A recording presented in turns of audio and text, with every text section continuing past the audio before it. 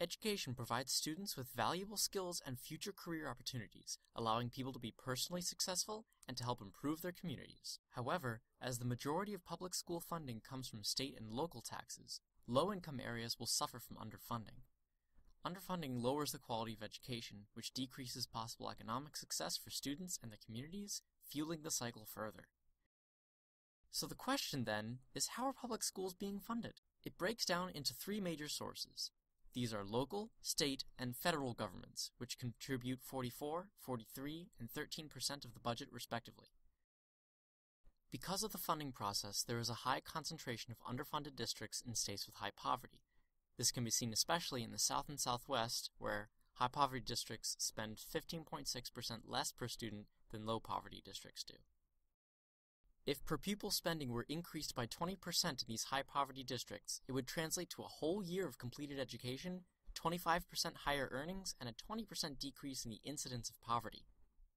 Without proper funding, schools have had to cut after-school programs, up-to-date textbook purchases, and even maintenance and repairs to buildings. In Connecticut, two high-poverty districts averaged 59.3 and 59.7 in a math and English assessment, while two low-poverty districts scored 89.3 and 93.1%. In poorer districts, there are also higher suspension rates due to lack of student counselors.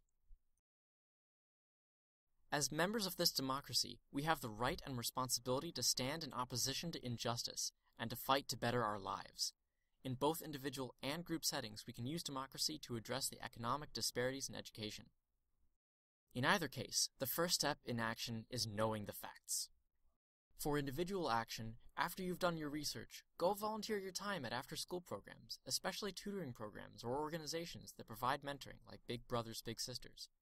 Then consider donating to teachers' classroom costs through things like Donors Choose or GoFundMe campaigns. And if you can't do either of those, contact your representatives about current legislation that addresses educational issues, like S-458 and H.R. 647.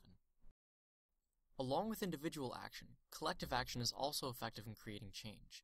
The methods of action groups often include spreading awareness, collaborating with communities, and creating walks, marches, protests, rallies, and other demonstrations.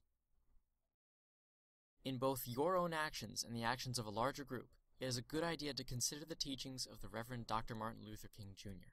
and how he advocated fighting injustice through direct, peaceful action. In the fight against injustice, it is vital to remember that individuals and groups can use democracy to their benefit and help change the systems that underserve and violate the human rights of others. Now that you know the stakes, let's make a difference. If not for us, then for future generations. Thank you for your time and attention, and have a wonderful day.